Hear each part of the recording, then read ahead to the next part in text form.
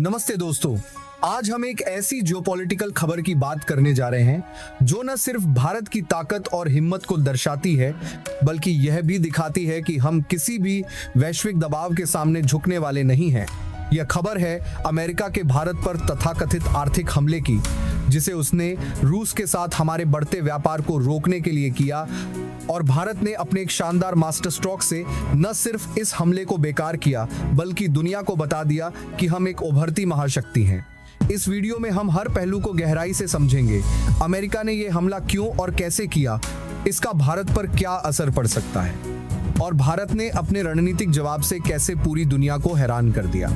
अगर आप पहली बार हमारे चैनल पर आए हैं तो एक सच्चे देशभक्त की तरह चैनल को सब्सक्राइब करें, बेल आइकन दबाएं और इस वीडियो को लाइक, शेयर और कमेंट करना न भूलें। तो चलिए इस खबर को शुरू करते हैं। बात शुरू होती है जून 2025 से, जब भारत ने रूस से 2.08 मिलियन बैरल प्रतिदिन कच्चा तेल आयात किया। यह आंकड़ा पिछले 11 महीनों में सबसे ज्यादा है और इसे केपलर और centre for research on energy and clean air जैसी वैश्विक एनालिटिक्स फर्म्स ने पुष्टि की है। अब आप सोच रहे होंगे कि भारत इतने बड़े पैमाने पर रूस से तेल क्यों खरीद रहा है। दरअसल मिडिल ईस्ट में चल रही भू राजनीतिक उथल पुथल की वजह से कच्चे तेल की कीमतें आसमान छू रही हैं। सऊदी अरब, इराक और यूएई जैसे देशों से तेल की कीमतें बढ़ रही हैं और ऐसे में रूस का सस्ता कच्चा तेल भारत के लिए एक सुनहरा अवसर बन गया है। भारत अपनी 85% से ज्यादा तेल जरूरतों के लिए आयात पर निर्भर है। इस समय रूस भारत का सबसे बड़ा तेल सप्लायर है, जो 38% तेल प्रदान करता है।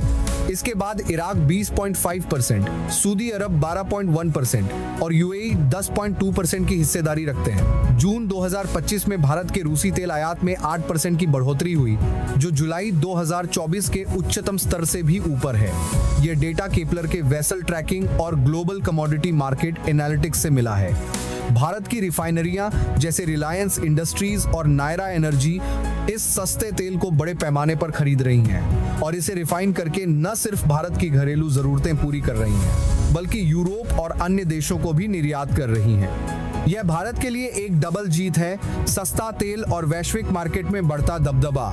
लेकिन यह बात अमेरिका और उसके G7 सहयोगियों को बिल्कुल पसंद नहीं आई।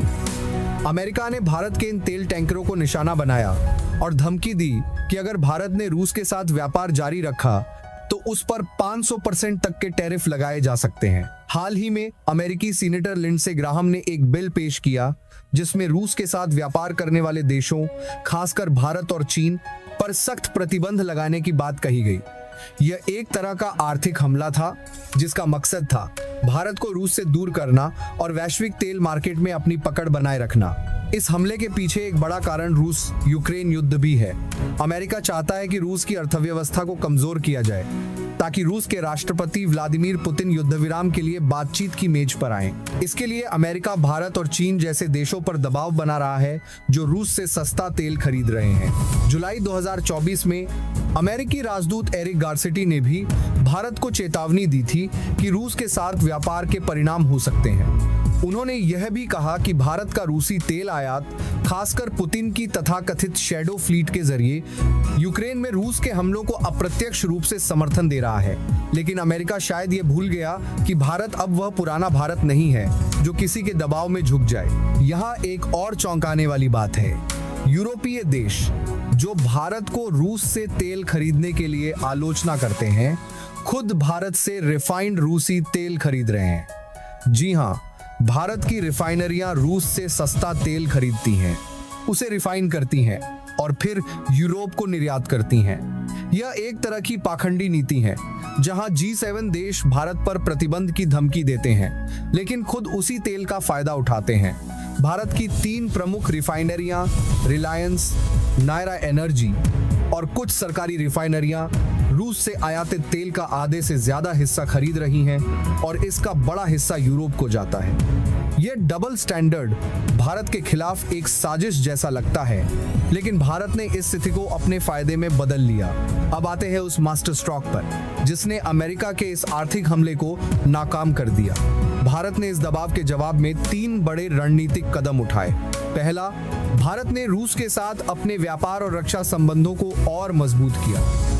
हाल की रिपोर्ट्स के मुताबिक भारत रूस के साथ कई बड़ी रक्षा डील्स फाइनल करने वाला है, जिनमें S-400 air defence system 2, 160 bombers और 257 फाइटर जेट्स शामिल हैं। ये डील्स न सिर्फ भारत की सैन्य ताकत को बढ़ा रही हैं, बल्कि रूस के साथ हमारी दोस्ती को भी और गहरा कर रही हैं।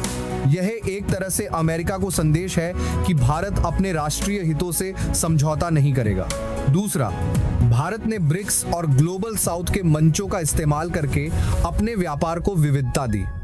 ब्राजील के साथ तेल व्यापार में 80% की बढ़ोतरी हुई है और दक्षिण अफ्रीका, इंडोनेशिया जैसे देशों के साथ नए आर्थिक समझौते हो रहे हैं। यह भारत की रणनीतिक दृष्टि को दर्शाता है, जो वैश्विक आपूर्ति श्रृंखलाओं में अपनी स्थिति को मजबूत कर रहा है। तीसरा और सबसे बड़ा मास्टर स्ट्रोक, भारत ने कूटनीतिक मंचों पर अमेरिका और यूरोप की दोहरी नीतियों को बेनकाब किया।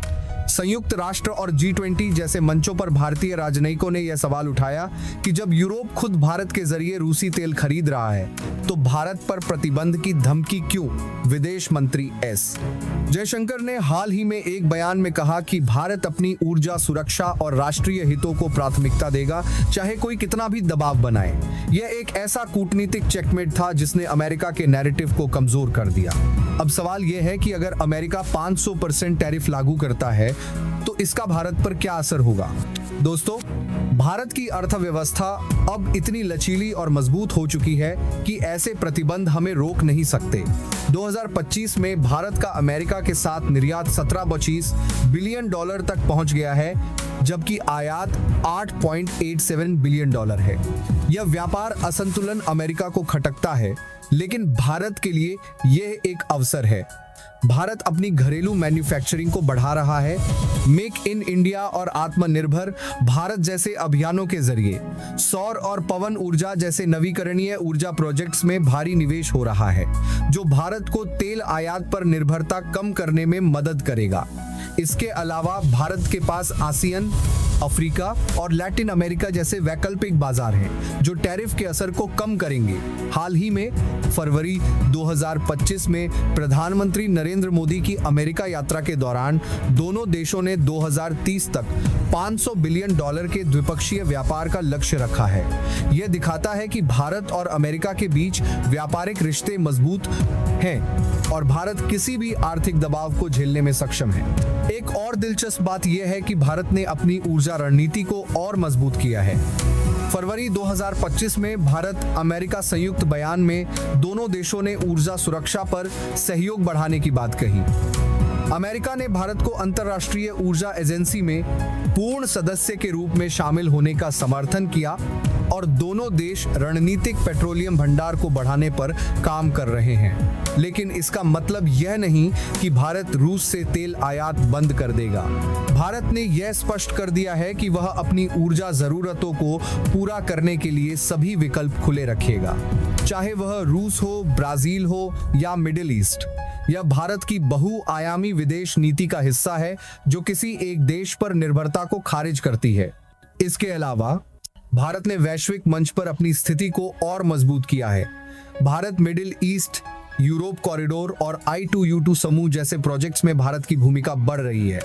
हिंद महासागर क्षेत्र में भारत एक शुद्ध सुरक्षा प्रदाता के रूप में उभर रहा है और अमेरिका ने भी इसकी सराहना की है। लेकिन भारत ने यह भी स्पष्ट कर दिया कि वह अपनी संप्रभुता और राष्ट्रीय हितों को प्राथमिकता देगा। जब अमेरिका ने भारत को रूस के साथ व्यापार सीमित करने की सलाह दी, तो भारत ने जवाब दिया कि हम अपनी नीतियां वैश्विक शांति और अपनी ऊर्जा सुरक्षा को ध्यान में रखकर बनाते हैं, न कि किसी तीसरे देश के दबाव में। यह भारत की नई विदेश नीति का प्रतीक है, जो न सिर्फ आत्मनिर्भर है, बल्कि वैश्विक मंच पर एक नया आर्थिक मॉडल पेश कर रही है। तो दोस्तों, यह थी भारत की उस हिम्मत और रणनीति की खबर जिसने अमेरिका के आर्थिक हमले को नाकाम कर दिया। भारत ने न सिर्फ रूस के साथ अपने व्यापार को जारी रखा, बल्कि ब्रिक्स और ग्लोबल साउथ के जरिए अपनी स्थिति को और मजबूत किया। यह खबर बताती है कि भारत अब एक ऐसा देश है जो न सिर्फ अपनी जरूरतों को पूरा कर सकता है, बल्कि वैश्विक मंच पर अपनी शर्तों पर खेल सकता है। अब आपकी बारी है। इस वीडियो को लाइक करें, शेयर करें और कमेंट में बताएं कि आपको भारत का ये मास्टर स्ट्रोक कैसा लगा। क्या ये वैश्विक राजनीति में गेम चेंजर साबित होगा? आपकी राय हमें कमेंट में जरूर बताएं। मिलते हैं एक नई वीडियो के साथ। जय हिंद, जय भारत।